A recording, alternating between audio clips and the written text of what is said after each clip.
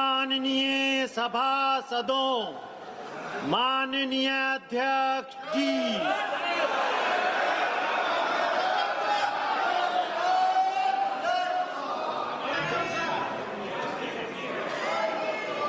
Item number 1,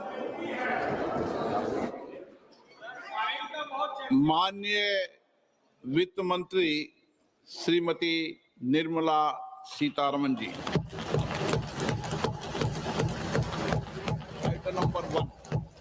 Item number one.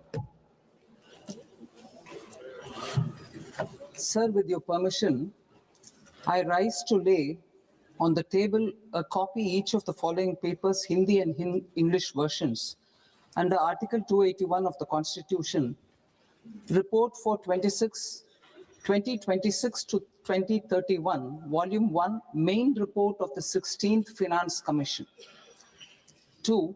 Report for 2026-2031, Volume 2, Annexures of the 16th Finance Commission.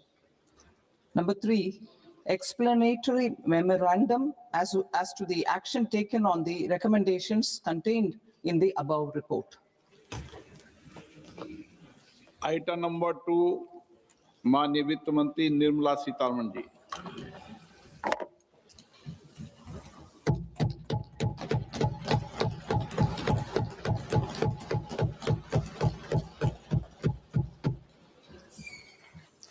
Honorable Speaker, sir, on the sacred occasion of Magh Purnima and the birth anniversary of Guru Ravidas, I present the budget for the year 2026-2027.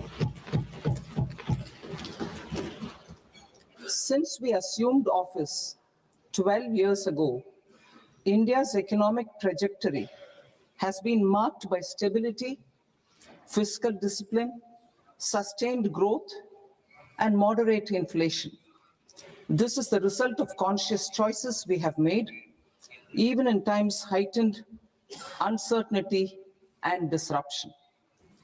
Our government, led by Honorable Prime Minister Modi, has decisively and consistently chosen action over ambivalence, reform over rhetoric, and people over populism. We have pursued far-reaching structural reforms, fiscal prudence and monetary stability, whilst maintaining a strong thrust on public investment. Keeping Atmanirbharta as a lodestar, we have built domestic manufacturing capacity, energy security, and reduced critical import dependencies. Simultaneously, we have ensured that citizens benefit from every action of the government, undertaking reforms to support employment generation, agricultural productivity, household purchasing power, and universal services to people. These measures have delivered a high growth rate of around 7% and helped us make substantial strides in poverty reduction and improvement in the lives of our people. Today, we face an external environment in which trade and multilateralism are imperiled and access to resources and supply chains are disrupted. New technologies are transforming production systems while sharply increasing demands on water, energy, and critical minerals. India will continue to take confident steps towards Vikasit Bharat, balancing ambition with inclusion. As a growing economy with expanding trade and capital needs, India must also remain deeply integrated with global markets, exporting more and attracting stable long-term investment. As I begin Part A, I want to express my gratitude to the people for standing firmly with us as we forge our way together towards becoming one of the largest economies of the world.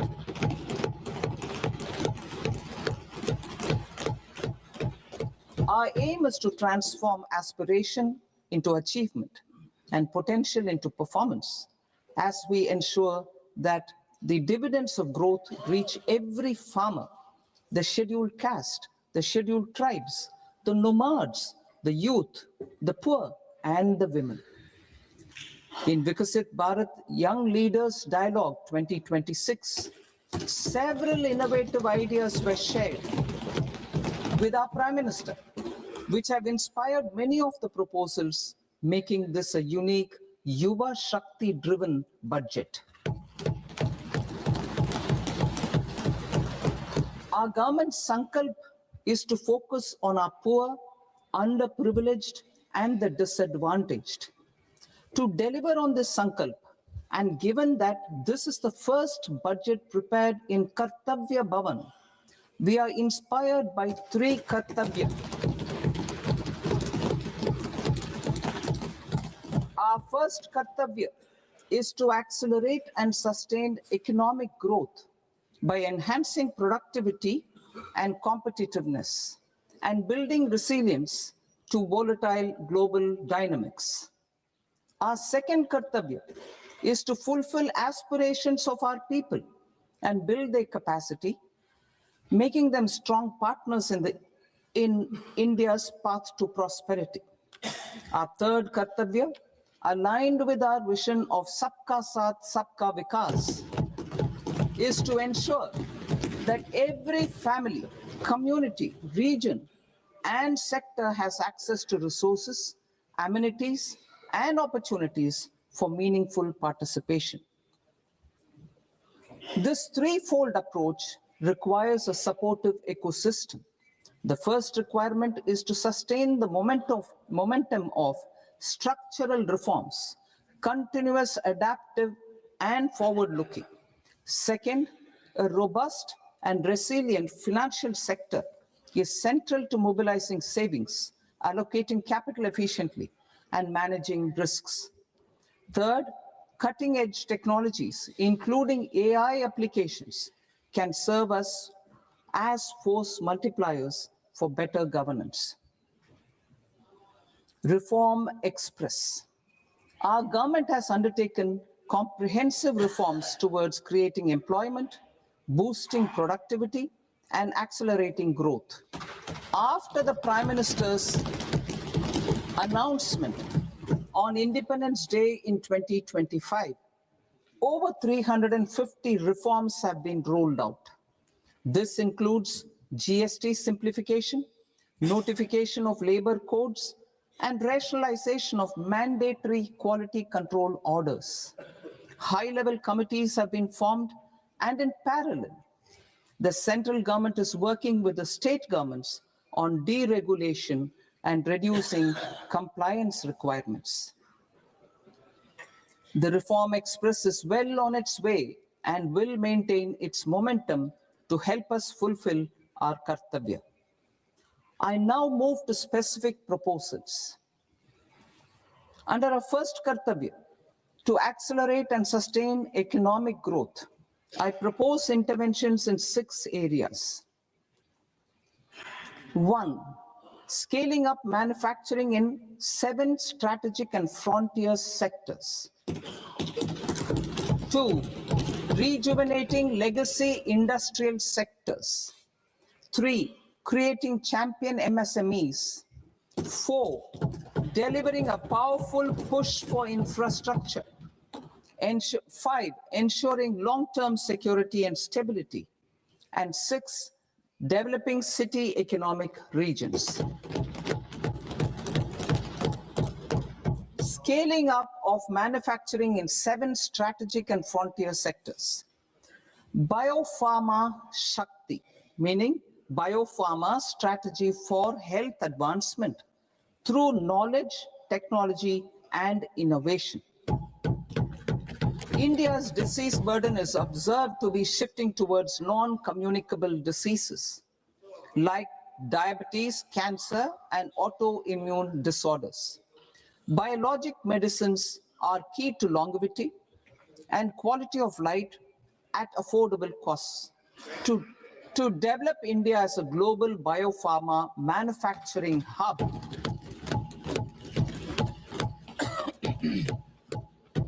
I propose the Biopharma Shakti with an outlay of 10,000 crores over the next 5 years. This will build the ecosystem for domestic production of biologics and biosimilars. The strategy will include a biopharma-focused network with 3 new national institutes of pharmaceutical education and research, popularly known as NIPERs, and upgrading 7 existing ones. It will also create a network of 1,000 accredited India clinical trials sites.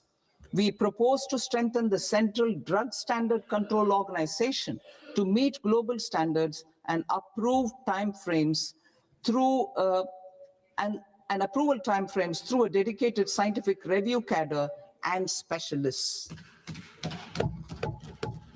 India's semiconductor mission 1.0 expanded India's semiconductor sector capabilities. Building on this, we will launch ISM 2.0 to produce equipment and materials, design full-stack Indian IP, and fortify supply chains. We will also focus on industry-led research and training centers to develop technology and skilled workforce. The Electronics Components Manufacturing Scheme, launched in April 2025, with an outlay of 22,919 crores, already has investment commitments at double the targets. We propose to increase the outlay to 40,000 crores to capitalize on this momentum.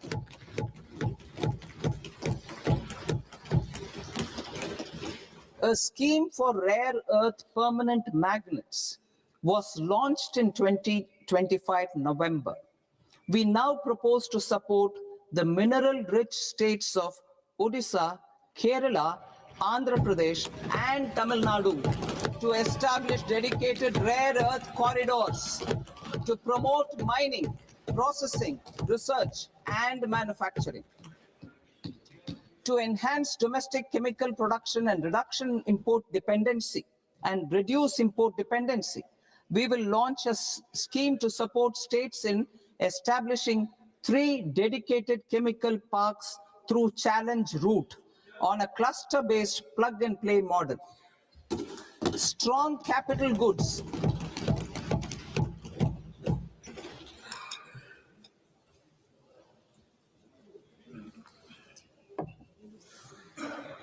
Strong capital goods capability is a determinant of productivity and quality across different sectors. Towards building this capacity, I propose the following. High-tech tool rooms will be established by central public sector enterprises at 2 locations as digitally enabled automated service bureaus that locally design, test, and manufacture high-precision components at scale and at lower cost. 2, a scheme for enhancement of construction and infrastructure equipments will be introduced to strengthen domestic manufacturing of high value and technologically advanced CIE. This can range from lifts in a multi-storied apartment or firefighting equipment in multiplexes, large or small, and to tunnel boring equipments for building metros and high-altitude roads. I also propose a scheme for container manufacturing to create a globally competitive container manufacturing ecosystem with a budgetary allocation of 10,000 crores over a 5-year period. For the labor-intensive textile sector, I propose an integrated program with 5 subparts. 1, the National Fiber Scheme for self-reliance in natural fibers, such as silk, wool, and jute, man-made fibers, and new age fibers. Textile expansion and employment scheme to modernize traditional clusters with capital support for machinery, technology upgradation, and common testing and certification centers.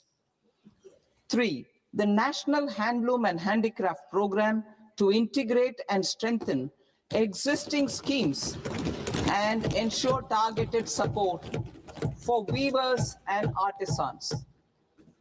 Tex Eco initiative to promote globally competitive and sustainable textiles and apparels. Samarth 2.0 to modernize the upgrade the textile skilling ecosystem through collaboration with industry and academic institutions. Further, I propose to set up mega textile parks in challenge mode. They can also focus on bringing value addition to technical textiles.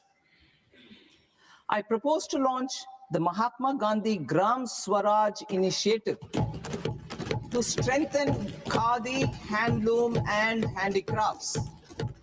This will help in global market linkage and branding. It will streamline and support training, skilling, quality of process, and production. This will benefit our weavers, village industries, one district, one product, ODOP initiative, and also our rural youth. India has the potential to emerge as a global hub for high quality, affordable sports goods. I propose a dedicated initiative for sports goods that will promote manufacturing, research, and innovation in equipment design, as well as material sciences. Rejuvenation of legacy industrial clusters. I propose to introduce a scheme to revive 200 legacy industrial clusters to improve their cost competitiveness and efficiency through infrastructure and technology upgradation.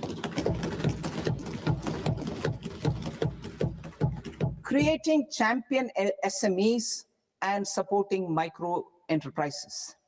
Recognizing MSMEs as a vital engine of growth, I propose a three-pronged approach to help them grow as champions. Equity support. I propose to introduce a dedicated 10,000 crores SME growth fund to create future champions, incentivizing enterprises based on select criteria. I also propose to top up the Self-Reliant India Fund set up in 2021 with 2,000 crores to continue support to micro enterprises and maintain their access to risk capital.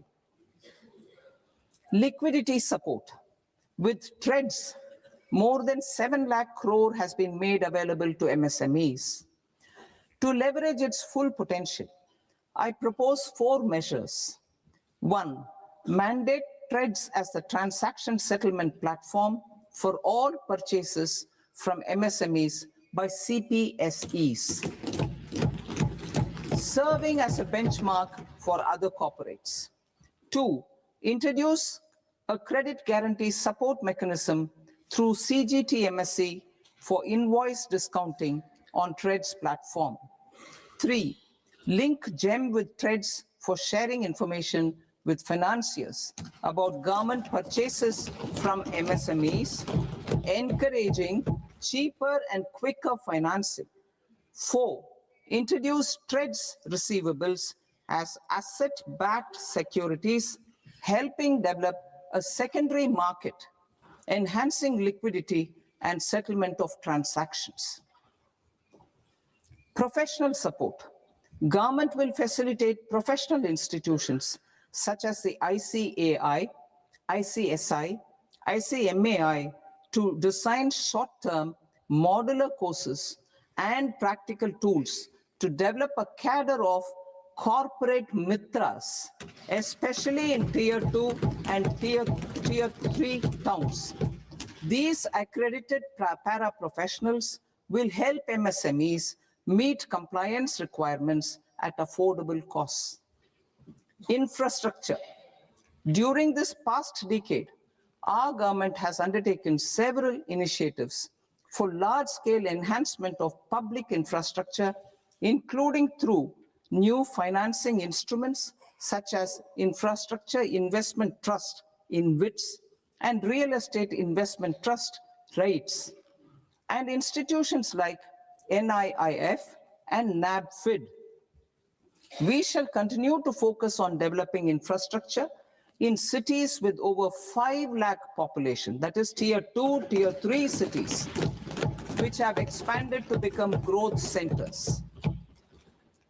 Public capital expenditure has increased manifold from 2 lakh crore in 2014-15 to an allocation of 11.2 lakh crore in BE 25-26. In this coming year, that is financial year 2026-27, I propose to increase it to 12.2 lakh crores to continue the momentum. To strengthen the confidence of private developers regarding risks during infrastructure development and construction phase, I propose to set up an infrastructure risk guarantee fund to provide prudentially calibrated partial credit guarantee to lenders.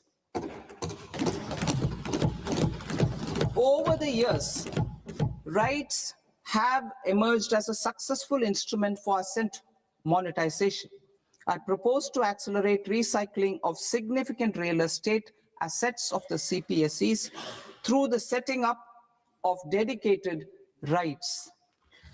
To promote environmentally sustainable movement of cargo, I propose to 1. Establish new dedicated freight corridors connecting Dankuni in the east to Surat in the west. Operationalize 20 new national waterways over the next 5 years, starting with National Waterways 5 in Orissa to connect mineral-rich areas of Talcher and Angul and industrial centers like Kalinga Nagar to the ports of Paradeep and Dhamra. Training institutes will be set up as regional centers of excellence for development of required manpower for these waterways.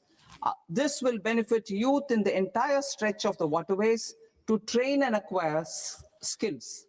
Further, a ship repair ecosystem catering to inland waterways will also be set up at Varanasi and Patna.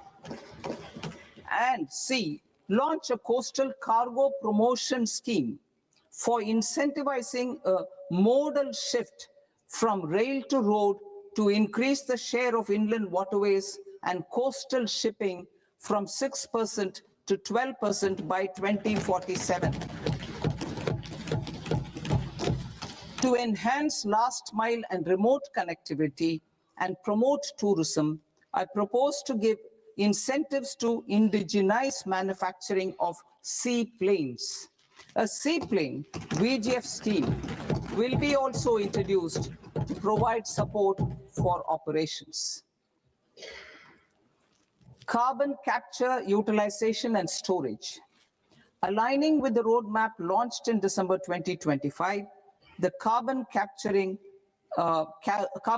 utilization and storage technologies at scale will achieve higher readiness and an end-use application across 5 industrial sectors, including power, steel, cement, refineries, and chemicals. An outlay of 20,000 crore is proposed over the next 5 years for this purpose. City economic regions.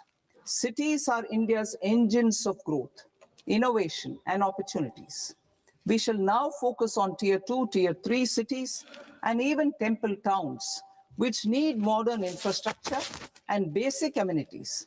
This budget aims to further amplify the potential of cities to deliver the economic power of agglomerations by mapping city economic regions based on their specific growth drivers. An allocation of 5,000 crore per CER over 5 years is proposed for implementing their plans through a challenge mode with a reform cum result-based financing mechanism. In order to promote environmentally sustainable passenger systems, we will develop 7 high-speed rail corridors between cities as growth connectors, namely Mumbai to Pune, Pune to Hyderabad, Hyderabad to Bengaluru, Hyderabad to Chennai, Chennai to Bengaluru, Delhi to Varanasi, Varanasi to Siliguri.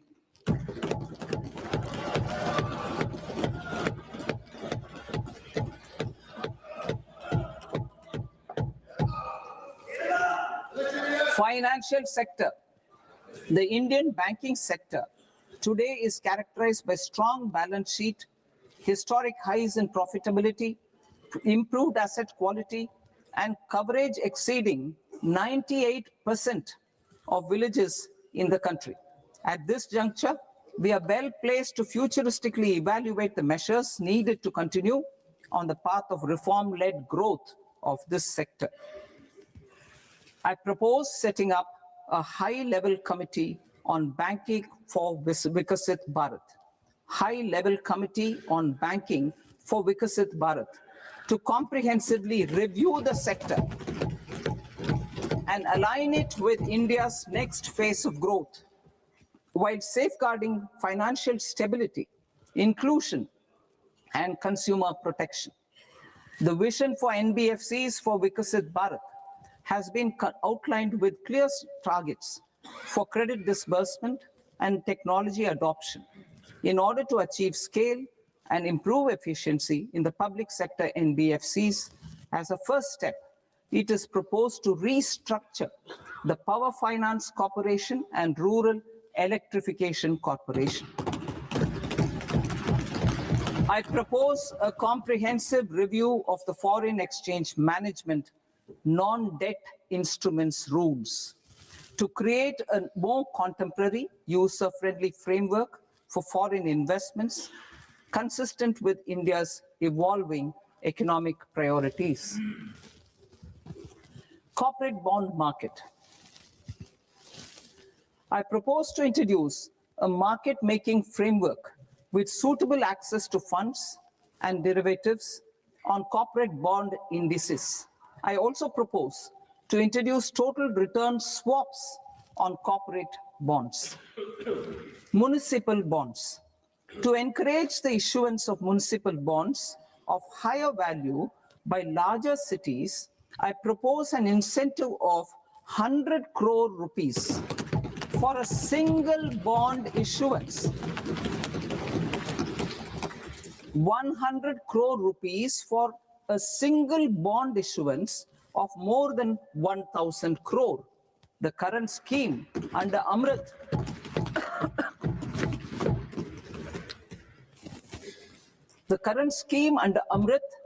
which incentivizes issuances up to 200 crores only, will also continue to support smaller and medium towns. That will also continue to support the smaller and medium towns. Ease of doing business. Individual persons resident outside India, PROI, will be permitted to invest in equity instruments of listed Indian companies through the portfolio investment scheme. It is also proposed to increase the investment limit for an individual PROI under the scheme from 5% to 10%, with an overall investment limit for all individual PROIs to 24% from the current 10%. Emerging technologies including AI. 21st century is technology driven. Adoption of technology is for the benefit of all people. Farmers in the field, women in STEM, youth keen to upskill, and Divyangjan to access newer opportunities.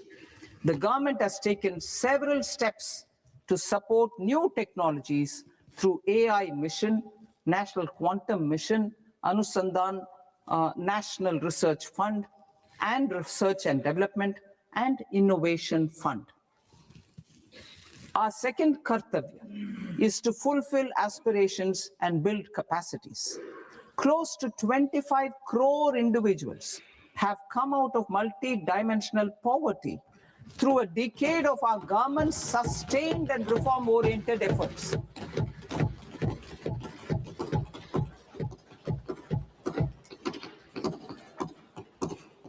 Our government has therefore decided to place a renewed emphasis on the service sector to provide a pathway to fulfilling aspirations of a youthful India with the following measures. I propose to set up a high-powered education to employment and enterprises standing committee to recommend measures that focus on services sector as a core driver of Vikasit Bharat. This will make us a global leader in services with a 10% global share by 2047. The committee will prioritize areas to optimize the potential for growth, employment, and exports.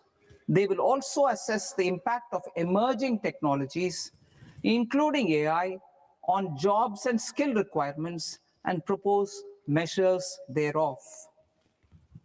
To create a range of skilled career pathways, a new range of skilled career pathways for our youth, I propose interventions in the following sectors. Health. Existing institutions for allied health professionals will be upgraded and new AHP institutions established in private and government sectors. This will cover 10 selected disciplines, including optometry, radiology, anesthesia, OT technology, applied psychology, and behavioral health, and add 1 lakh AHPs over the next 5 years. A strong care system covering geriatric and allied care services will be built. A variety of NSQF-aligned programs will be developed to train multi-skilled caregivers, combining core care and allied skills such as wellness, yoga, and operation of medical assistive devices. In the coming year, 1.5 lakh caregivers will be trained.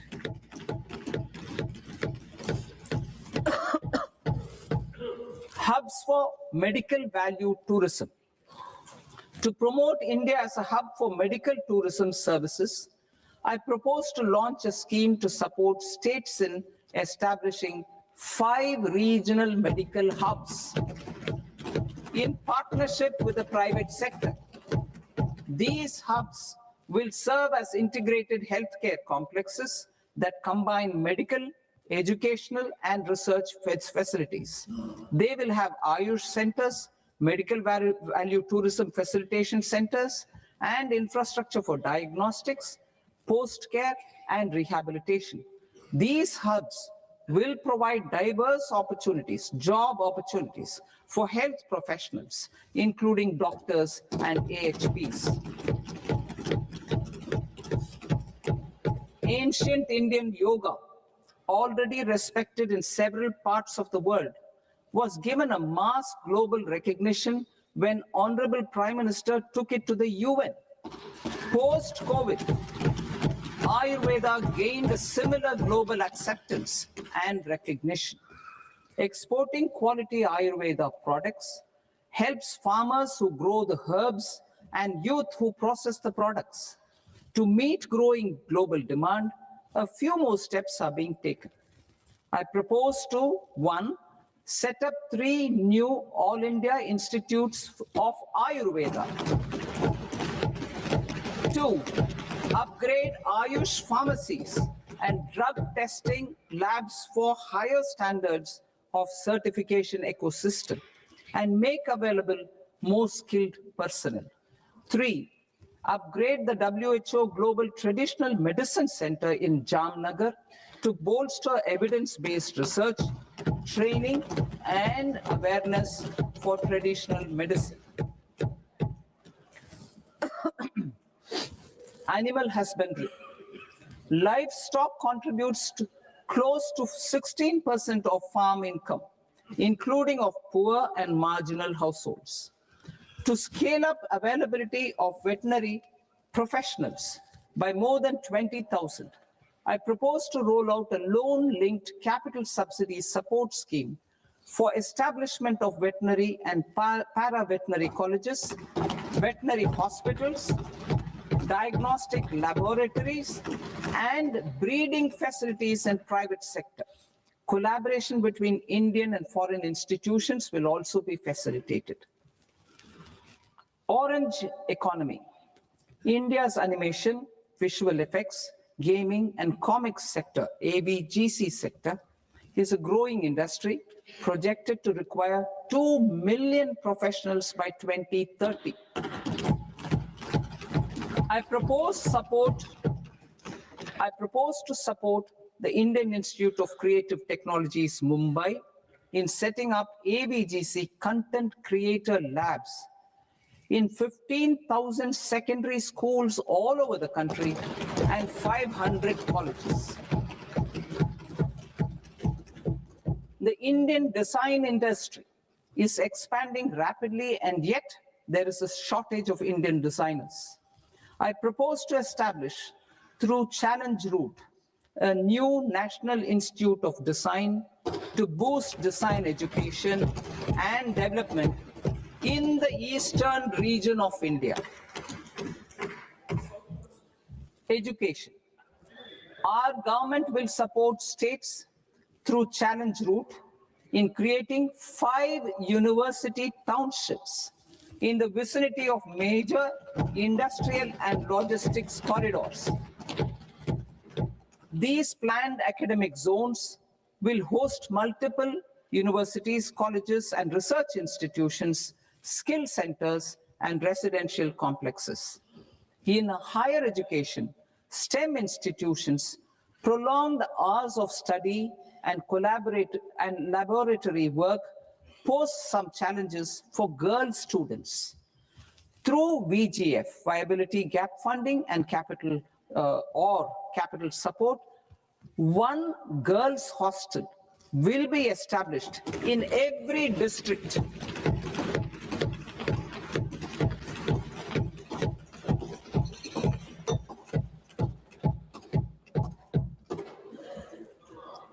To promote astrophysics and astronomy via immersive experiences. 4 telescope infrastructure facilities will be set up or upgraded. The National Large Solar Telescope, the National Large Optical Infrared Telescope, the Himalayan Chandra Telescope, and the Cosmos 2 Planetarium. Tourism. The tourism sector has the potential to play a large role in the employment generation, forex earnings, and expanding the local economy. I propose to set up a National Institute of Hospitality by upgrading the existing National Council for Hotel Management and Catering Technology. It will function as a bridge between academia, industry, and government. I also propose a pilot scheme for upskilling 10,000 guides in 20 iconic tourist sites through a standardized, high-quality, 12-week training course in hybrid mode in collaboration with the Indian Institute of Management. A national destination digital knowledge grid will be established to digitally document all places of significance, cultural, spiritual, and heritage. This initiative will create a new ecosystem of jobs for local researchers, historians, content creators, and technology partners. India has the potential and opportunity to offer world-class trekking and hiking experience. We will develop ecologically sustainable mountain trails in Himachal Pradesh, Uttarakhand, and Jammu Kashmir. Also in Araku Valley in the Eastern Ghats, and Podigai Malai in the Western Ghats. Turtle trails along key nesting sites in the coastal areas of Odisha, Karnataka, and Kerala. And 3 bird watching trails along the Pulikat Lake in Andhra Pradesh, Tamil Nadu. It's on the border. Under the visionary leadership of Honorable Prime Minister, we established the International Big Cat Alliance in 2024. This year, India is hosting the first ever Global Big Cat Summit, where heads of governments and ministers from 95 range countries will deliberate on collective strategies for conservation. Heritage and culture tourism. I propose to develop 15 archaeological sites, including Lothal, Dholavira, Rakhi Gadi, Adichanallur, Saranath, Hastinapur, and Leh Palace into vibrant experiential cultural destinations. Excavated landscapes will be open to the public through curated walkways. Immersive storytelling skills and technologies will be introduced to help conservation labs, interpretation centers, and guides. The sports sector provides multiple means of employment, skilling, and job opportunities. Taking forward the systematic nurturing of sports talent, which is set in motion through the Khelo India program earlier, I propose to launch a Khelo India mission to transform the sports sector over the next decade. The mission will facilitate an integrated talent development pathway supported by training centers, which are foundational, intermediate, and elite levels. B, systematic development of coaches and support staff. C, integration of sports science and technology.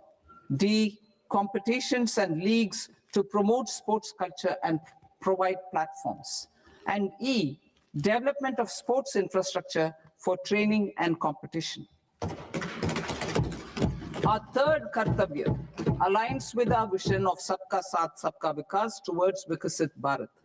This requires targeted efforts for 1, increasing farmer incomes through productivity enhancement and entrepreneurship, with special attention to small and marginal farmers. B, empowering Divyangjan through access to livelihood opportunities, training, and high-quality assistive devices. C, empowering the vulnerable to access mental health and trauma care. D, focus on the Purvodaya states and the Northeast region to accelerate development and employment opportunities.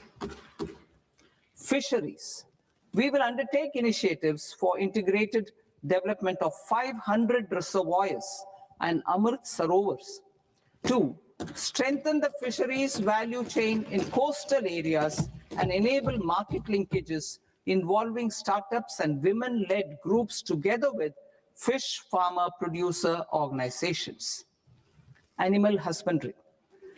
To provide quality employment opportunities in rural and peri-urban areas, we will support the animal husbandry sector in entrepreneurship development through A, credit-linked subsidy program, B, scaling up and modernization of livestock enterprises, C, enhanced creation of livestock, dairy, and poultry, enhanced creation of livestock, dairy, and poultry-focused integrated value chains, and D, encourage creation of livestock farmer producer organizations. High-value agriculture. To diversify farm outputs, increase productivity, enhance farmers' incomes, and create new employment opportunities, we will support high-value crops such as coconut, sandalwood, cocoa, cashew in the coastal areas. Agar trees in Northeast and nuts such as almonds, walnuts, and pine nuts in our hilly regions. These, all of them, will be supported. India is the world's largest producer of coconuts. About 30 million people, including nearly 10 million farmers, depend on coconuts for their livelihood. To further enhance competitiveness in coconut production, I propose a coconut promotion scheme to increase production and enhance productivity through various interventions, including replacing and non-productive trees with new saplings or plants or varieties in major coconut growing states.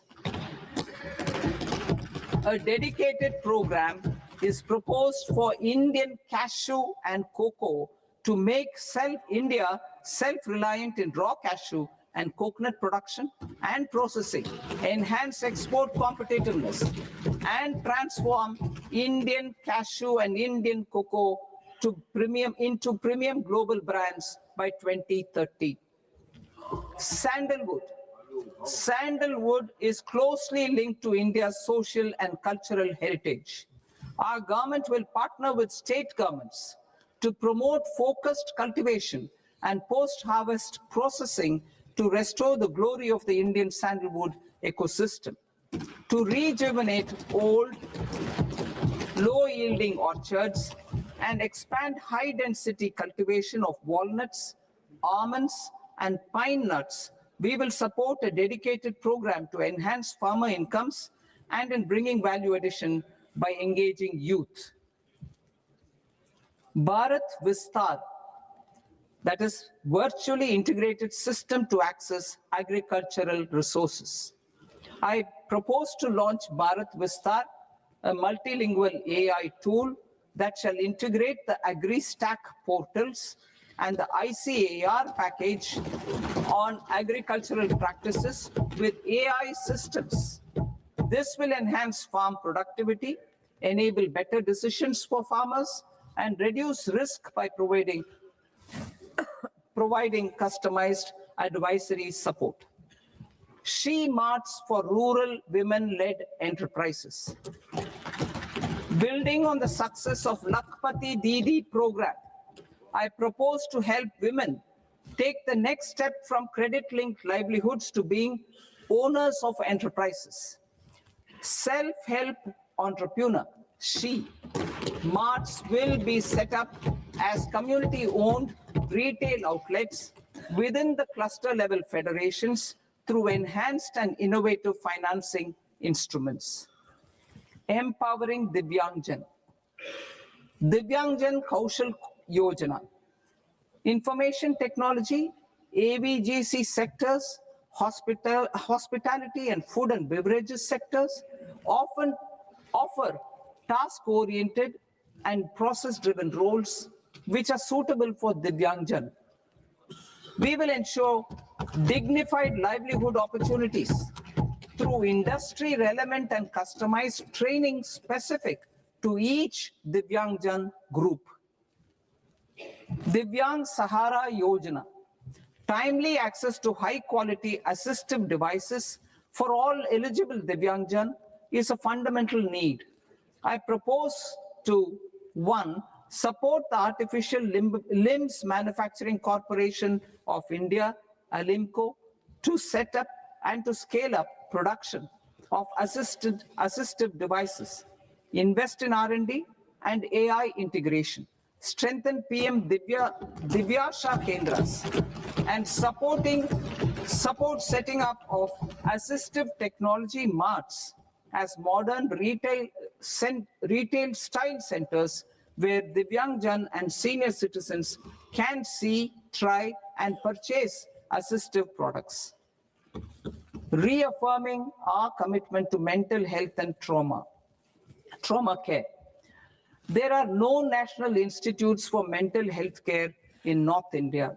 We will therefore set up a NIMHANS 2 and also upgrade national mental health institutes in Ranchi and in Tezpur as regional apex institutions.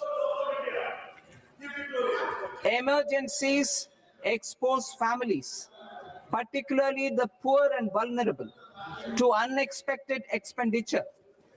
We will strengthen and increase these capacities by 50% in district hospitals by establishing emergency and trauma care centers. Focus on Purvodaya states and northeastern regions. Purvodaya, I propose the development of an integrated East Coast industrial corridor with a well-connected node at Durgapur, creation of 5 tourism destinations in 5 Purvodaya states, and the provision of 4,000 e-buses. Buddhist sites in northeastern region. The northeastern region is a civilizational confluence of Theravada and Mahayana or Vajrayana traditions. I propose to launch a scheme for development of Buddhist circuits in Arunachal Pradesh, Sikkim, Assam, Manipur, Mizoram, and Tripura. The scheme will cover preservation of temples and monasteries, pilgrimage interpretation centers, connectivity, and pilgrim amenities. 16th Finance Commission. On 17th November 2025, the 16th Finance Commission submitted its report to the President. As mandated under Article 281 of the Constitution, the government is to lay the report along with the explanatory memorandum on the action taken report on the recommendations of the Commission in Parliament, which, Sir, Honorable Speaker, you've allowed me to do at the commencement of this session. The government has accepted the recommendation of the Commission to retain the vertical share of devolution at 41%. As recommended by the Commission, I have provided 1.4 lakh crores of rupees to the states for the year 2026-2027 as Finance Commission grants. These include rural and urban local body and disaster management grants. Fiscal consolidation. Government has been delivering on our fiscal commitments consistently without compromising on social needs. To strive towards accepted standards of fiscal management in Budget 25-26, I had indicated that the central government would target reaching a debt to GDP ratio of 50 plus or minus 1% by 2030-31. In line with this, the debt to GDP ratio is estimated to be 55.6% of GDP in BE 26-27, compared to 56.1% of GDP in RE 25-26. A declining debt to GDP ratio will gradually free up resources for priority sector lending and expenditure by reducing the outgo on interest payments. One of the main operational instruments for debt targeting is the fiscal deficit. I'm happy to inform this August House that I fulfilled my commitment made in 2021-2022 to reduce fiscal deficit below 4.5% of GDP by 25-26. In RE 25-26, the fiscal deficit has been estimated at par with BE of 2025-26 at 4.4% of GDP. In line with the new fiscal prudence path of debt consolidation, the fiscal deficit in BE 26-27 is estimated to be 4.3% of the GDP.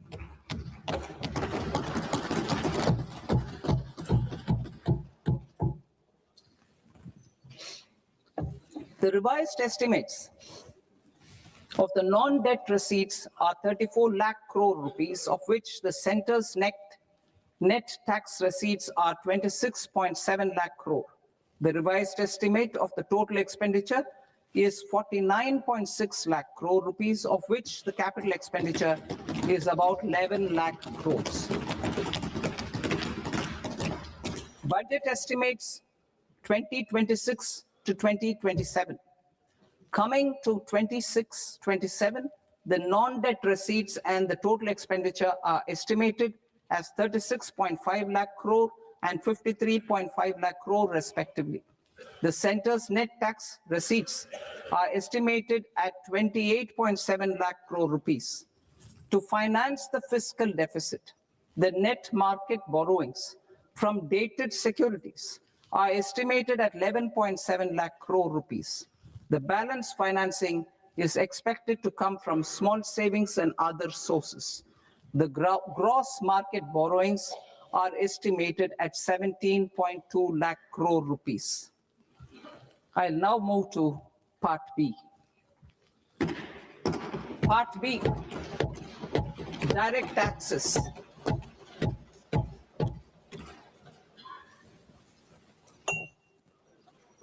Honorable Speaker, sir, I now present my proposals on direct taxes.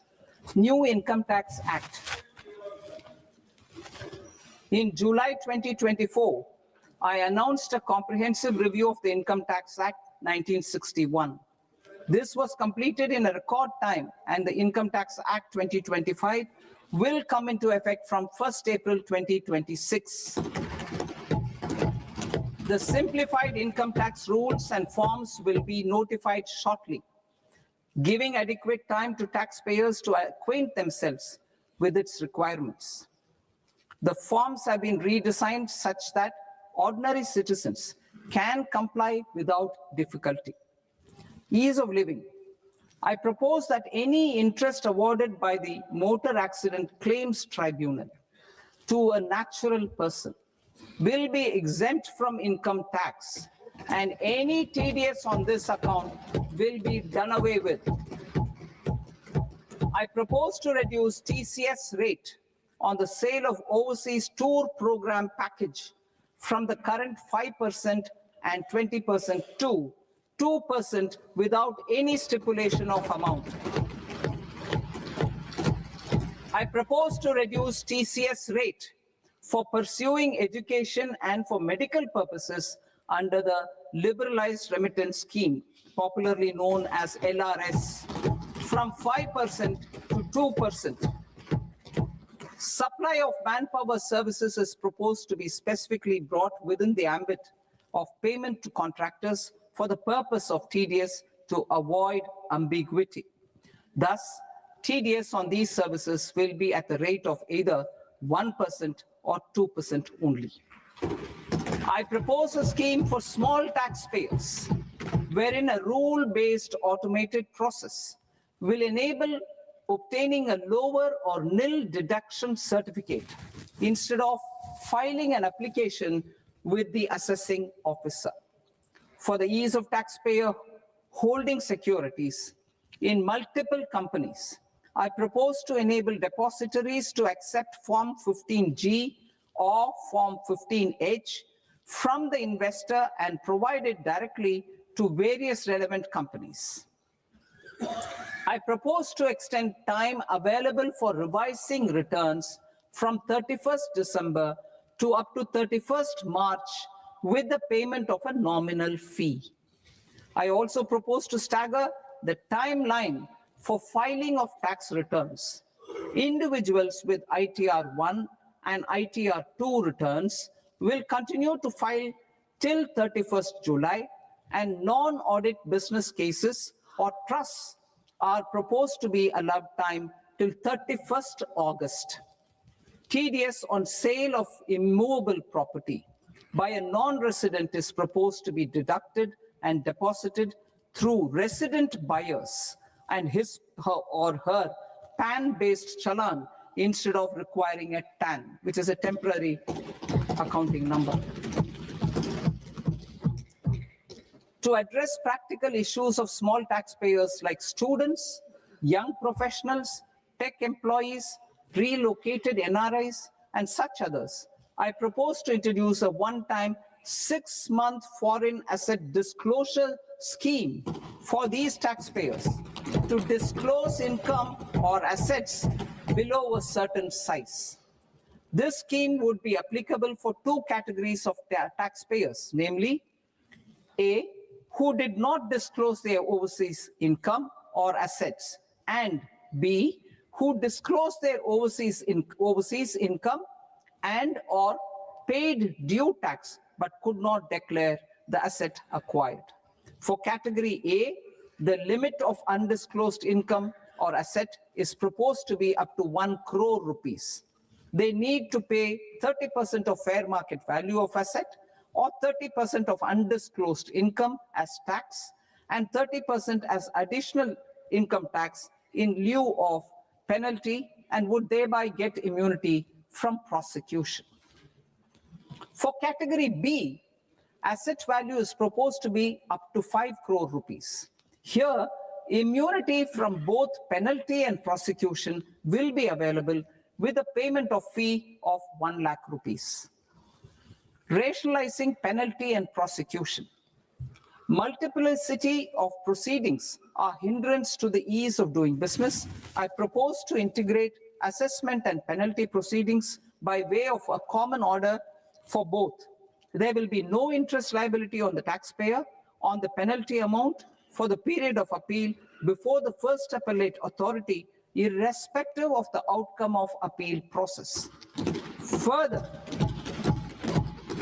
quantum of prepayment is being reduced from 20% to 10% and will continue to be calculated only on core tax demand. As an additional measure for reducing litigation, I propose to allow taxpayers to update their returns even after reassessment proceedings have been initiated, and an additional 10% tax rate over and above the rate applicable for the relevant year.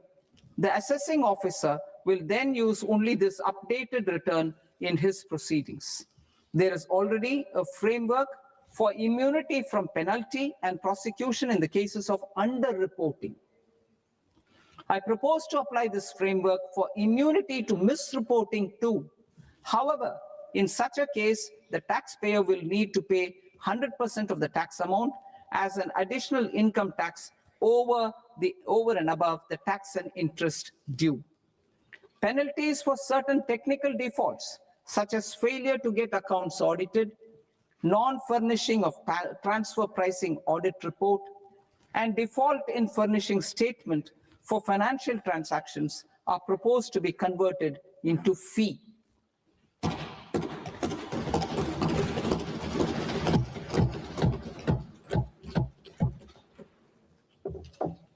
I propose to rationalize prosecution framework under Income Tax Act while maintaining a careful balance for deterrence in some serious offense. Non-production of books of account and documents and requirement of TDS payment where payment is made in kind are being decriminalized. Further, minor offenses will attract fine only.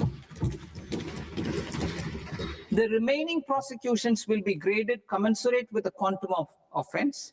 They will entail only simple imprisonment with maximum imprisonment reduced to 2 years and power to courts to convert even those into fines. There is no penalty. There's no penalty presently for non-disclosure of non-immovable foreign assets with aggregate value less than 20 lakh rupees. I propose to also provide them with immunity from prosecution with retrospective effect from 1/10/2024. Cooperatives. Deduction is already allowed to a primary cooperative society engaged in supplying milk, oilseeds, fruits or vegetables raised or grown by its members. I propose to extend this deduction to also include supply of cattle feed and cotton seed produced by its members. I propose to allow inter-cooperative society dividend income as deduction under the new tax regime to the extent it is further distributed to its members. I further propose to allow exemption for a period of 3 years to dividend income received by a notified national cooperative federation on their investments made in companies up to 31/1/2026. This exemption would be allowed only for dividends further distributed to its member cooperatives. Supporting IT sector as India's growth engine. India is a global leader in software development services, IT-enabled services, knowledge process outsourcing services, and contract R&D services relating to software development. These businesses and their segments are quite interconnected with each other. All these services are proposed to be clubbed under a single category of information technology services with a common safe harbor margin of 15.5% applicable to all. The threshold for availing safe harbor for IT services is being enhanced substantially from 300 crore rupees to 2,000 crore rupees. Safe harbor for IT services shall be approved by an automated rule-driven process without any need for tax officer to examine and accept the application. Once applied by an IT services company, the same safe harbor can be continued for a period of 5 years at a stretch at its choice. For IT services companies who want to conclude advanced pricing agreement, APA, I propose to fast-track unilateral APA process for IT services and endeavor to conclude it within a period of 2 years. The period of 2 years can be extended by a further period of 6 months on taxpayers' request. I propose to extend the facility of modified returns available to the entity entering APA to its associated entities also. Attracting global business and investment. Recognizing the need to enable critical infrastructure and boost investment in data centers, I propose to provide tax holiday till 2047 to any foreign company that provides cloud services to customers globally by using data center services from India. It will, however, need to provide services to Indian customers through an Indian reseller entity. I also propose to provide a safe harbor of 15% on cost in case the company providing data center services from India is a related entity.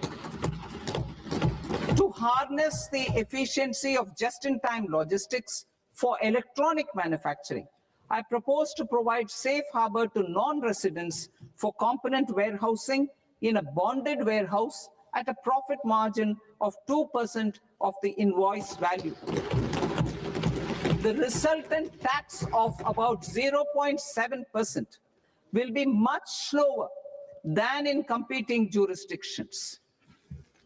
To provide fillip to toll manufacturing in India, I propose to provide exemption from income tax for 5 years to any non-resident who provides capital goods, equipment, or tooling to any toll manufacturer in a bonded zone. To encourage vast pool of global talent to work in India for a longer period of time, I propose to provide exemption to global, non-India sourced income of a non-resident expert for a stay period of 5 years under notified schemes. I propose to provide exemption from minimum alternate tax, the MAT, to all non-residents who pay tax on presumptive basis. Tax administration. I propose to constitute a joint committee of Ministry of Corporate Affairs and Central Board of Direct Taxes for incorporating the requirements of income computation and disclosure standards, the ICDS, in the Indian Accounting Standards, Ind AS itself. Separate accounting requirement based on ICDS will be done away with from the tax year 27-28. To support Prime Minister Modi's vision of homegrown accounting and advisory firms to become global leaders, I propose to rationalize the definition of accountant for the purposes of safe harbor rules. Other tax proposals. Change in taxation of buyback was brought in to address the improper use of buyback route by promoters. In the interest of minority shareholders, I propose to tax buyback for all types of shareholders as capital gains. However, to disincentivize misuse of tax arbitrage, promoters will pay an additional buyback tax. This will make effective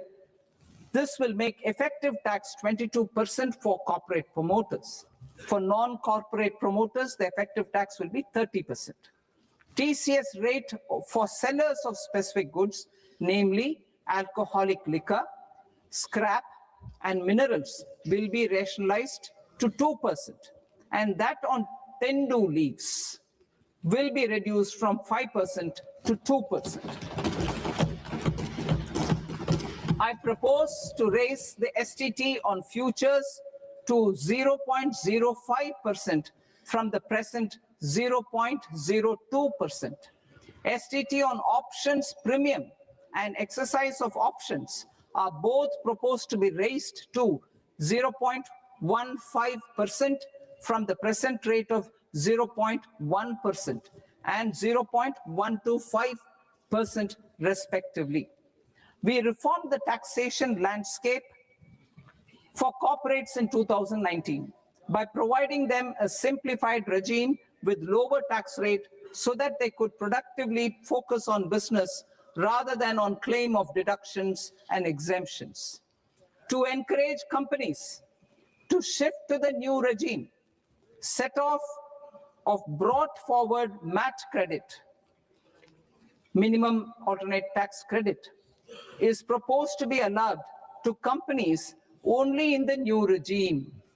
Set off using available MAT credit is proposed to be allowed to an extent of 1/4 of the tax liability in the new regime.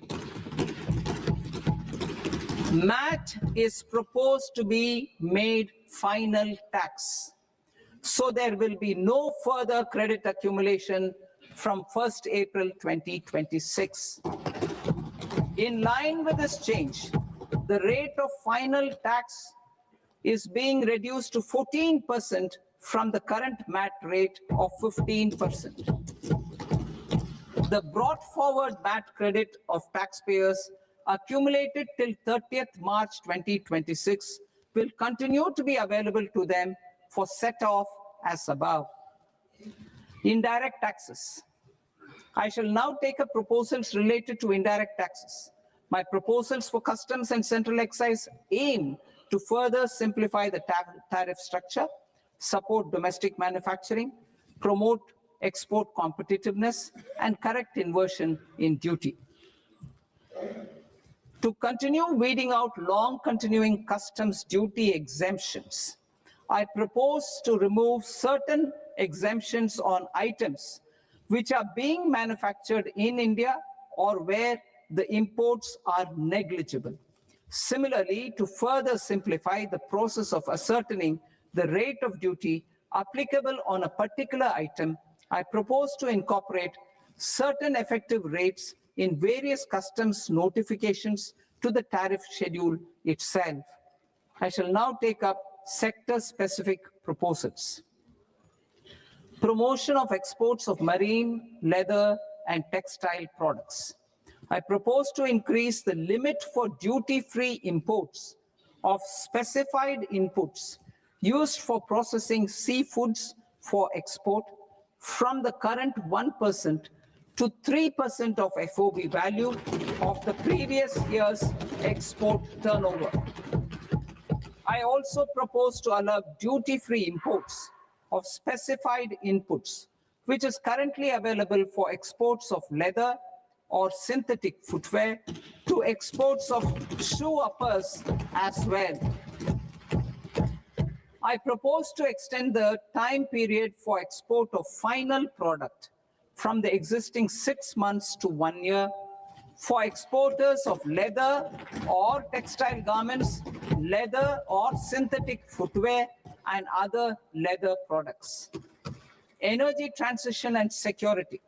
I propose to extend the basic customs duty exemption given to capital goods used for manufacturing lithium-ion cells for batteries to those used for manufacturing lithium-ion cells for battery energy storage systems also. I propose to exempt basic customs duty on import of sodium antimonate for use in manufacture of solar glass. Nuclear power.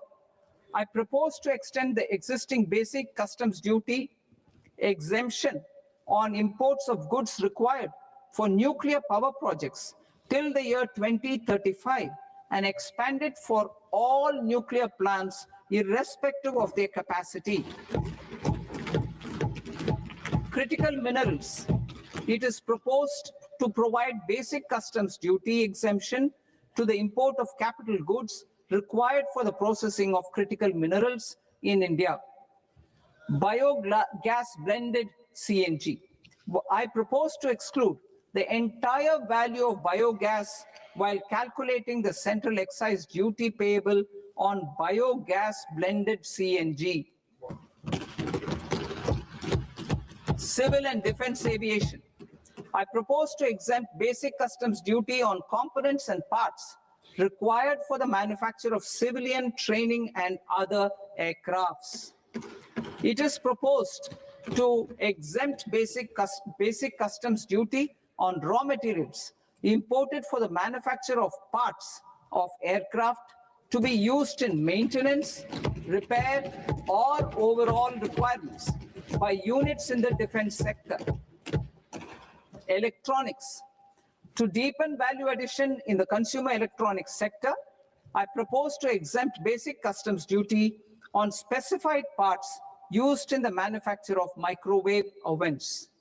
Special economic zone. To address the concerns arising about utilization of capacity by manufacturing units in the special economic zones due to global trade disruptions, I propose as a special one-time measure to facilitate sales by eligible manufacturing units in SEZs to the domestic tariff area at concessional rates of duty. The quantity of such sales will be limited to a prescribed proportion of their exports. Necessary regulatory changes will be undertaken to operationalize the measures while ensuring level playing field for the units working in the DTA. Ease of living. To rationalize the customs duty structure for goods imported for personal use, I propose to reduce the tariff rate on all dutiable goods imported for personal use from 20% to 10%. To provide relief to patients, particularly those suffering from cancer, I propose to exempt basic customs duty on 17 drugs or medicines. I propose also to add 7 more rare diseases for the purposes of exempting import duties on personal imports of drugs, medicines, and food for special medical purposes used in their treatment. Customs process. India's role and share in the global trade is poised for a major leap in line with our ambition and journey towards Viksit Bharat. In this regard, I propose many measures for custom processes to have minimal intervention for smoother and faster movement of goods and greater certainty to the trade. Trust-based systems. I propose to enhance duty deferral period for Tier 2 and Tier 3 authorized economic operators, known as AEOs, from 15 days to 30 days. I propose to provide eligible manufacturer importers the same duty deferral facility. This should encourage them to get themselves accredited as a full-fledged Tier 3 AEO in due course. To provide greater certainty and for better business planning, I propose to extend validity period of advance ruling binding on customs from the present 3 years to 5 years. In the spirit of the whole of government approach,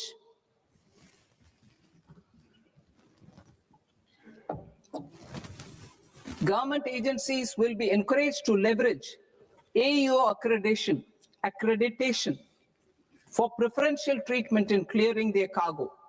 Regular importers with trusted long-standing supply chains will be recognized in the risk system so that the need for verification of their cargo every time can be minimized.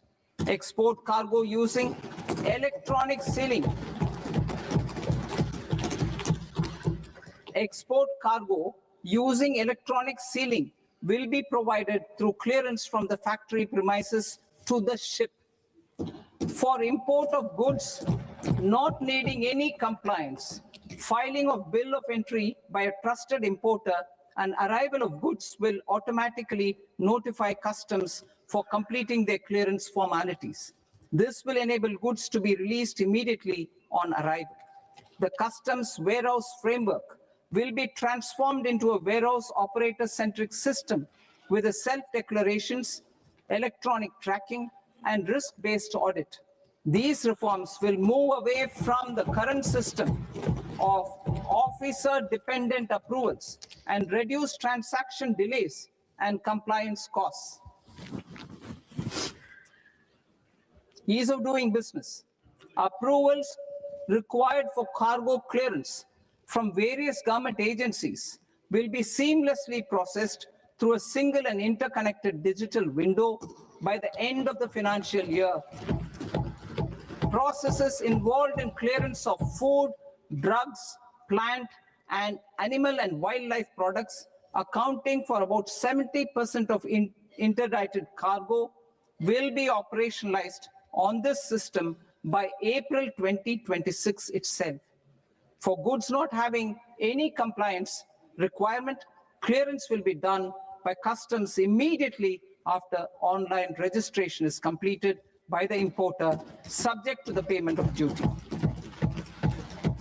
Customs integrated system will be rolled out in 2 years as a single integrated and scalable platform for all customs processes. Utilization of non-intrusive scanning with advanced imaging and AI technology for risk assessment will be expanded in a phased manner with the objective to scan every container across all the major ports.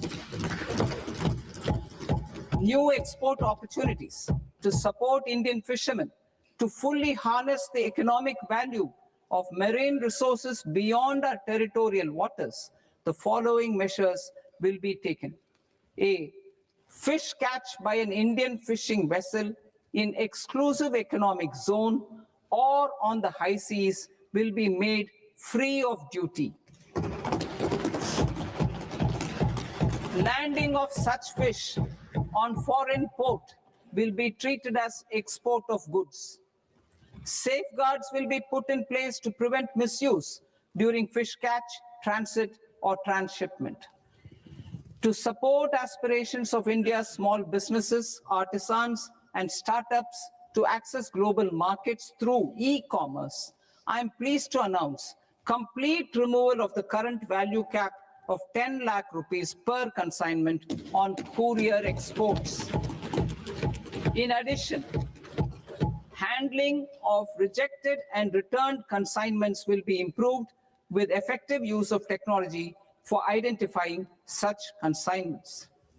I propose to revise provisions governing baggage clearance during international travel to address genuine concerns of passengers. The revised rules will enhance duty-free allowances in line with the present-day travel realities and provide clarity in temporary carriage of goods brought in or taken out. There are honest taxpayers who are willing to settle disputes by paying all their dues. but they get deterred due to negative connotation associated with penalty. They will now be able to close cases by paying an additional amount in lieu of penalty.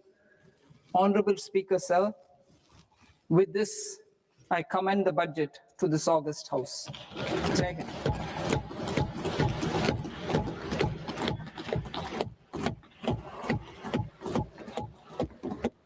One and a half hours. Item number 3 माननीय वित्त मंत्री जी।